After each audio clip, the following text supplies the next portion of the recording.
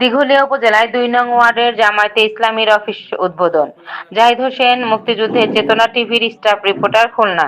খুলনার দিঘলিয়া উপজেলার সদর ইউনিয়নের দিঘলিয়া ২ নং ওয়ার্ড জামায়াত ইসলামীর অফিস উদ্বোধন করা হয় শনিবার ১৩ ডিসেম্বর ২০২৫ বাদ ইশা নামাজের পর বাংলাদেশ জামায়াত ইসলামীর দিঘলিয়া ২ নং ওয়ার্ডের অফিস উদ্বোধন। এই উদ্বোধনী অনুষ্ঠানে প্রধান অতিথি হিসেবে উপস্থিত ছিলেন দিঘলিয়া উপজেলা জামায়াত ইসলামীর সেক্রেটারি মাওলানা মুশফিকুর রহমান। সভাপতিত্ব করেন দিঘলিয়া ইউনিয়নের ২ নং ওয়ার্ড জামায়াত ইসলামীর সভাপতি মোহাম্মদ সিদ্দিকুর রহমান। জামায়াত ইসলামী সেক্রেটারি মোহাম্মদ ইসমাইল হোসেন, দিঘলিয়া উপজেলা শ্রমিক কল্যাণ ফেডারেশনের সভাপতি মোহাম্মদ সাইফুল্লাহ মানসুর, দিঘলিয়া ইউনিয়ন জামায়াত ইসলামীর আমির মাওলানা দেলোয়ার হোসেন আজাদী, দিঘলিয়া উপজেলার পশ্চিম শাখা ইসলামী ছাত্র শিবিরের সভাপতি মোহাম্মদ তরিকুল ইসলাম।